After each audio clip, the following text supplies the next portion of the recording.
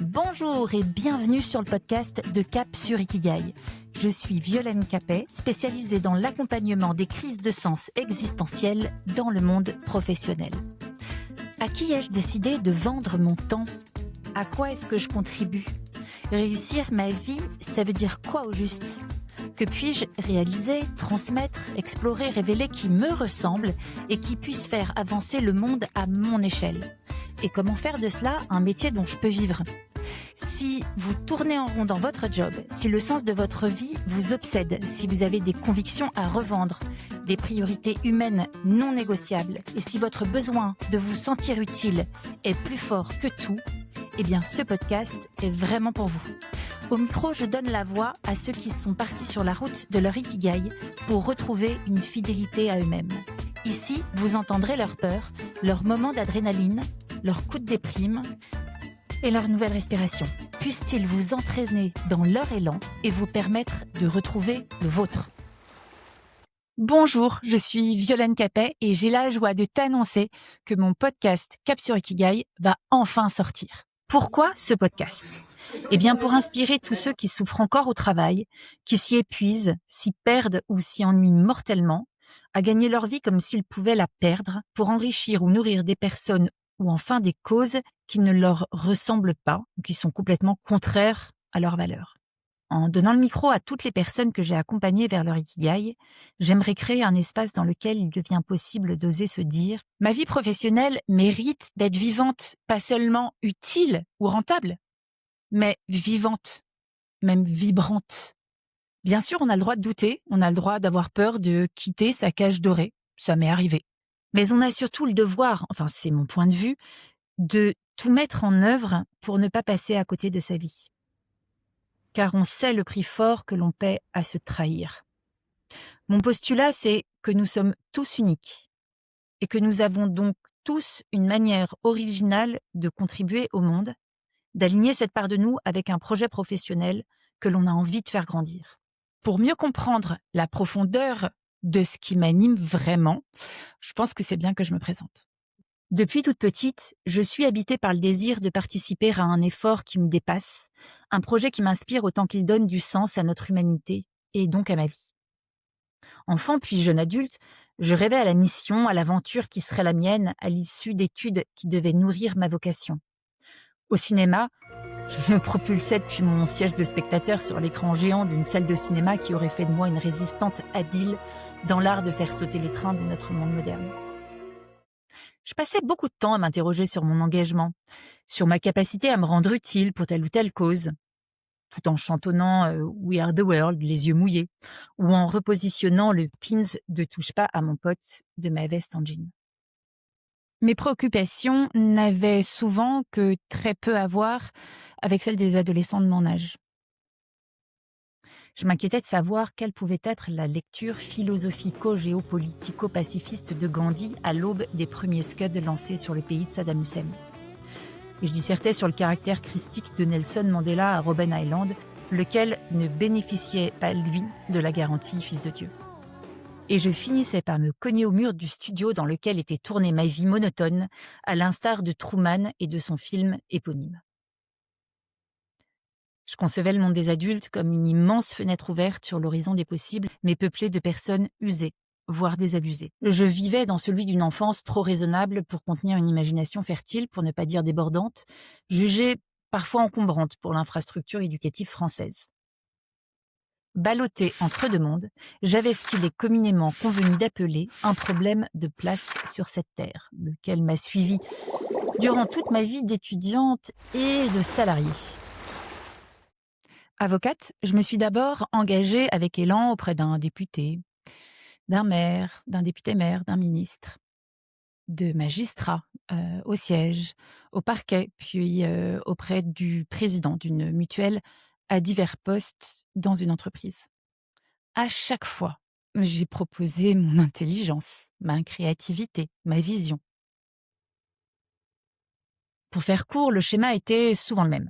Mon premier élan était plein d'espoir, mes propositions plutôt bien accueillies. J'explorais et j'apprenais les règles du jeu d'un nouvel univers. Puis invariablement, je me sentais comme trop à l'étroit, contrainte de travailler dans un cadre trop restreint, trop rigide, trop peu ambitieux, trop gris, pour me donner envie d'aller bosser le matin. Je passais alors invariablement par une crise de diplômite aiguë. Un MBA à l'école de guerre économique par-ci, un DU au CHU par-là, entre deux formations en mindfulness pour canaliser un cerveau en mode popcorn dans le micro-ondes.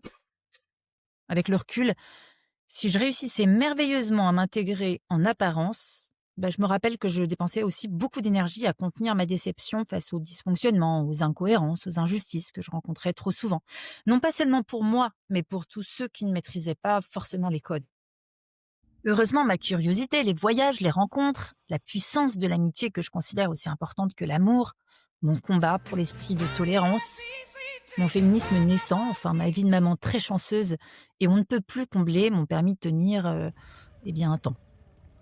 Parce que progressivement, la confusion des moyens et des fins, les sempiternels jeux de pouvoir, la suprématie des codes sociaux de l'entreprise sur les compétences avérées des salariés, les contradictions constantes et croissantes entre les valeurs revendiquées et leur concrète mise en œuvre dans la réalité, l'incapacité des dirigeants à s'interroger sur le sens profond donné à l'action individuelle ou collective, ont fini par me faire vaciller.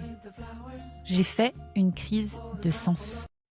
Une thérapie et quelques tests plus tard, quelques étiquettes plus tard aussi, j'ai compris que j'étais une multipotentialiste, idéaliste, HP au profil complexe, avec un vrai cerveau en popcorn, qui s'ennuie très vite.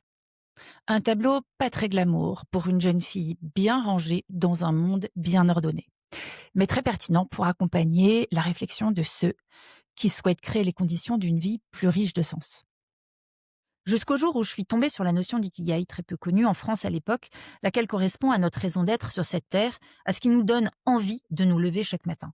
Notre ikigai, pour les Japonais de l'archipel d'Okinawa, c'est l'exact point de rencontre entre 4 facettes de nous-mêmes qui, culturellement, se contredisent entre elles, enfin, pour nous en Occident. L'ikigai est un équilibre de vie puisqu'il est précisément le point de rencontre entre ce pourquoi nous sommes doués, ce avec quoi nous prenons du plaisir, ce qui est utile au monde et la valeur que nous décidons de créer. Cette découverte m'a littéralement bouleversée, car c'est ce que j'avais toujours recherché sans savoir que cela existait.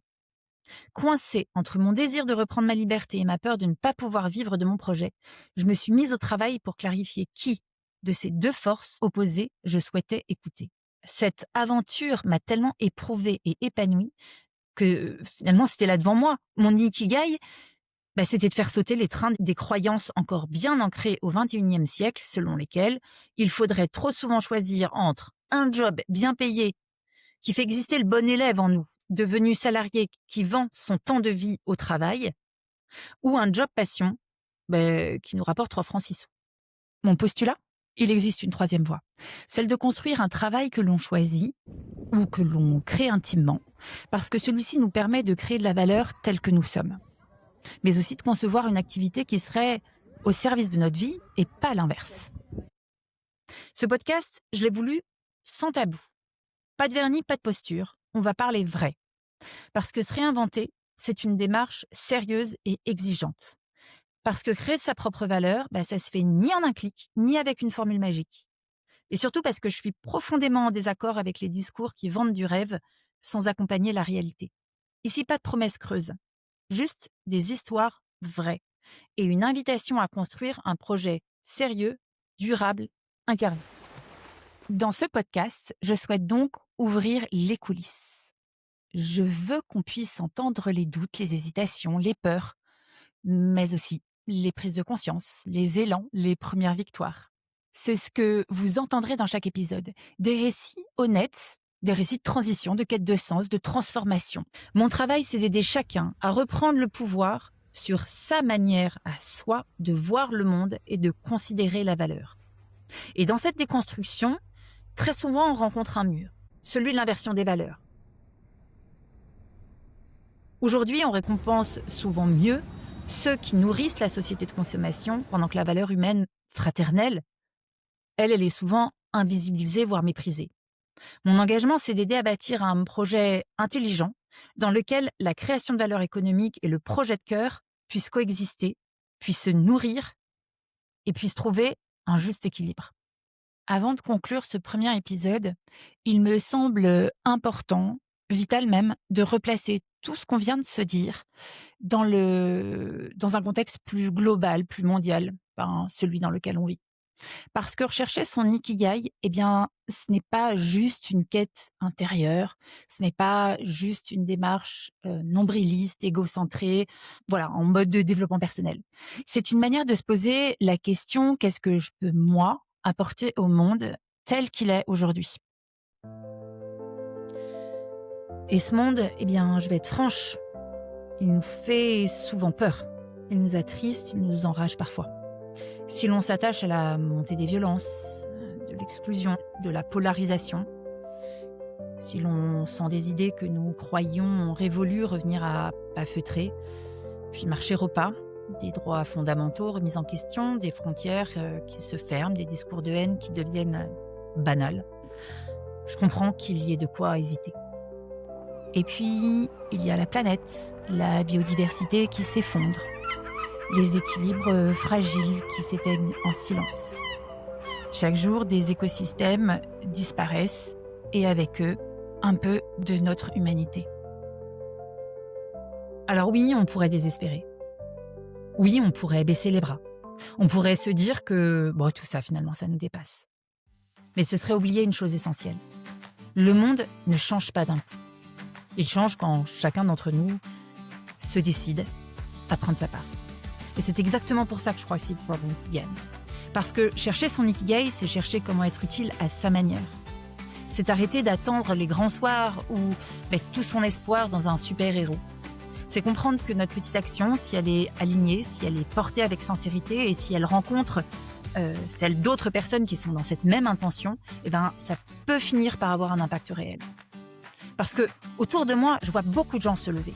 Créer des lieux, des écoles, des coopératives, réinventer le travail, la solidarité, l'économie, imaginer d'autres manières de vivre ensemble, de consommer et de transmettre. Ces initiatives sont souvent discrètes, mais elles poussent. Comme des graines dans le béton. Et c'est à nous de les voir, de les écouter, de s'en inspirer. Parce que l'élan, ça se partage. Alors si vous ressentez parfois de la colère, de la tristesse ou de l'impuissance, je veux vous dire que ce sentiment, loin d'être une faiblesse, c'est une boussole, un appel, un indice pour vous qu'il est temps de vous remettre en chemin. Peut-être que votre place, c'est pas tout changer, en tout cas pas tout d'un coup, mais de faire votre part, à votre façon, avec vos mots, avec votre voix, avec votre énergie. C'est ça pour moi le vrai courage. Pas celui de monter sur les barricades et puis de s'en retourner à sa petite vie d'avant. C'est vraiment celui de vivre en cohérence. Chaque jour, dans ses choix, dans sa vie professionnelle, dans ses amours, dans ses relations. Ce podcast, Cap sur Ikigai, c'est ma manière à moi de contribuer, de redonner de la voix à celles et ceux qu'on entend trop peu, qui se sont mis en route à leur manière. Pour moi, ce sont des héros du quotidien qui choisissent l'alignement malgré les doutes, malgré les peurs, et qui forment désormais aujourd'hui la tribu Ikigai. Cette même tribu qui sera là pour toi, pour t'aider dans ton cheminement. Alors, je t'invite à rester avec nous, à écouter les épisodes à venir, à rencontrer ces voix inspirantes et à t'autoriser toi aussi à chercher ta juste place. Pas pour être parfait, pas pour être exemplaire, mais pour être vivant et debout. Merci de m'avoir écouté, merci d'être là et merci de faire partie de ceux qui, même dans la tempête, choisissent la lumière. À très bientôt dans Cap sur Ikigai. Ce podcast, je l'ai créé pour celles et ceux qui ont, a priori et aux yeux de leurs proches, suivi le bon chemin, mais qui souffrent pourtant à l'intérieur d'être à côté d'eux-mêmes, de ne pas avoir eu l'occasion de nourrir et de faire grandir cette petite musique qui murmure au fond d'eux. Le travail, c'est pas loin de 100 000 heures dans une vie. Le temps qu'il faut pour imaginer, créer et développer un projet qui te ressemble, au sein duquel tu pourras prendre ta place pour y faire vivre tes valeurs, tes convictions et ton envie d'être au monde. Pour t'entraîner dans cet élan, pense à t'abonner. 2 fois par mois, tu y trouveras un peu d'inspiration pour penser ton envie d'entreprendre, cette fois, ta vie à toi. Ce podcast a été imaginé, créé et animé par Violaine Capet. Et il a été monté, orchestré et développé par Anaïs Kefurus.